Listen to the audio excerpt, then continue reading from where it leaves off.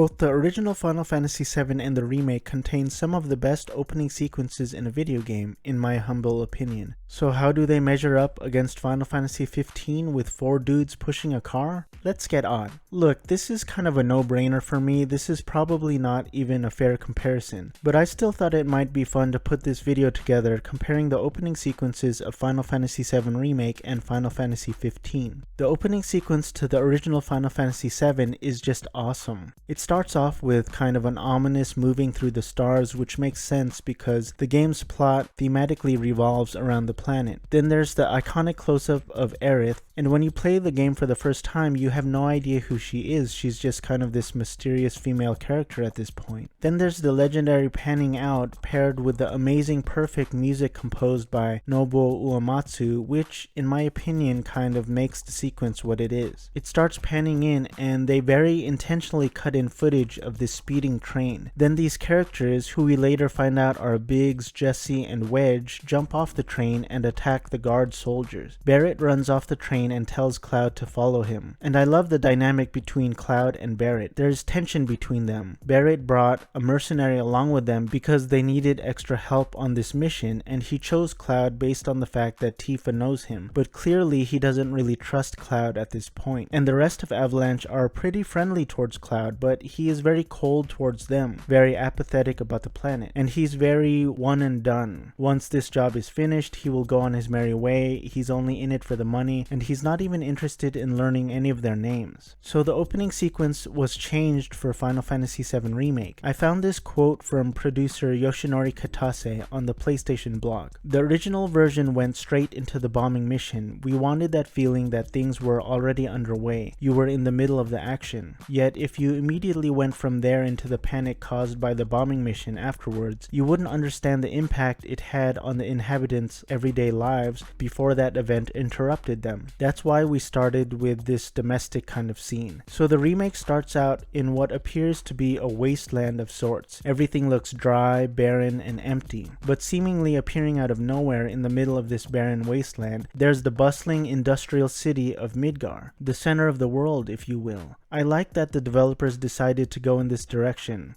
They decided to show the comfortable lives that the residents on the plate lead through the use of Mako energy. Then the opening of Remake follows the opening of the original pretty closely from there. I love the opening sequences to both the original and the remake. So let's now take a look at the opening sequence to Final Fantasy XV. Prior to making this video, I had thought that the game started with the 4 main characters pushing the car with Stand By Me by Florence and the Machine playing in the background. We'll get to that, but actually there are 2 important scenes which I had completely forgotten about. The game actually opens with a shot of an older Noctis, and I remember feeling kind of confused because I didn't recognize him, as he looked quite different than from what I had seen in the trailers. He's fighting some sort of fiery creature or creatures, and the game quickly introduces you to the other 3 main characters in the game, Prompto, Ignis, and Gladio. There's not much introducing being done. The game kind of throws you into the fire, so to speak. This plot device has been used quite a few times before in movies, where the viewer is thrown right into the heart of the story and everything is in turmoil, not much is explained, and then the game proceeds to cut right back to the beginning to tell the whole story and how we got to that point. And I definitely forgot this next sequence in the game. There's a quick overhead shot of Insomnia showing that the magical barrier protecting the city is still intact. And then King Regis sends his son off to Altisia accompanied by his 3 friends. I like the dynamic between King Regis and Noctis throughout this scene. If you haven't played the game yet, or if you haven't watched Kingsglaive yet, you might not notice anything significant about this scene, but there's kind of a push-pull dynamic between the 2 of them. Noctis is just casually trying to hit the road with his buddies. He thinks it's no big deal, but his father knows what's going to happen. And every time Noctis tries to walk away, the king keeps calling after him. The king tells him that he has so much left to say, but of course he cannot let Noctis know that Insomnia will fall and he himself will likely die in the chaos after Noctis leaves for Altisia. The king knows that this will likely be the last time he speaks to or sees his son, and I completely forgot that his father told him these words before he left, which will hold some deeper meaning by the end of the game.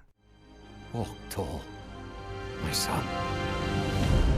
And here's where I actually thought the game began. Just 4 dudes pushing a car. Quick story, I played Final Fantasy VII Remake prior to playing Final Fantasy 15. And at the time, I just couldn't get into 15. It took me a few tries because I was just so hyped up on Remake that all I wanted to do was play Remake. So I really didn't like this opening sequence to the game. First off, 4 guys pushing a car, compared to the epicness of an opening bombing mission, again, it's not really fair to compare. But it's a very strange decision to start the game off in this way. I also didn't like that the soundtrack was a version of Stand By Me. At the time, I didn't know who was performing the song, but it didn't matter to me. Here are my thoughts. When I play a Final Fantasy game, in my opinion, there shouldn't be any ties between the game and reality. I play these games to escape real life. So the fact that there's a song in the game that I've heard before in the real world, it was a little jarring to me. I remember the trailer to Final Fantasy Versus 13 started with the text, "This is a fantasy based on reality." So I realized that they were going for something different with this game, but for me it felt a little strange. It reminds me of that meme that says, JRPGs be like Chapter 1 Find Lost Kitty, Final Chapter Kill God. So at the beginning of this game, it's 4 dudes pushing a car, and at the end of the game, spoiler alert, Noctis sacrifices himself to save the world. I think that's how it ends anyway, it's been a while. I saw a comment long ago where someone said that they liked how the game started, because it showed that Noctis is just a dude with his 3 friends dealing with everyday problems. He is a young guy pushing his car that broke down, and it humanizes him. And I can definitely see that. There's no wrong answer here. There's of course room for various points of view on this. Here's the thing though, I can't retroactively lie and say that during my first playthrough of Final Fantasy 15, I loved the opening sequence of the game, because that simply wouldn't be true. But by the end, I have to admit, it all made sense to me. The impetus of the game is King Regis's love for his son, sending him away to spare his life so he can go on his journey and fulfill his destiny. And the game hinges on the friendship between these 4 guys, and that no matter what, the 3 of them stayed by Noctis' side until the end. When the audio started playing again at the end of the game, of the 4 of them pushing the car and Stand By Me starts playing, it all clicked for me. And it was a completely different experience hearing that again at the end of the game than it was at the beginning of the game. So it's unfortunate that it took me the whole game to fully appreciate what the opening sequence meant to the overall arc of the game. I wonder if there's anyone out there who prematurely stopped playing Final Fantasy 15 because they weren't all that into it. But I would tell you to keep playing, because the end of the game makes the whole journey worth it. So my own personal conclusion, if I were to simply look at the opening sequence of both of these games, there's simply no contest. Final Fantasy VII Remake and the original would win hands down. So here's my question for you, which opening sequence do you prefer, and why? There's no wrong answer here, just try to be nice to each other in the comments. If you can, check out SoCalBulldogRescue.org, because dogs. Thanks for watching, I hope you enjoyed this video, and subscribe if you like this video and you want to see more Final Fantasy VII Remake content. Stay odd and keep on playing.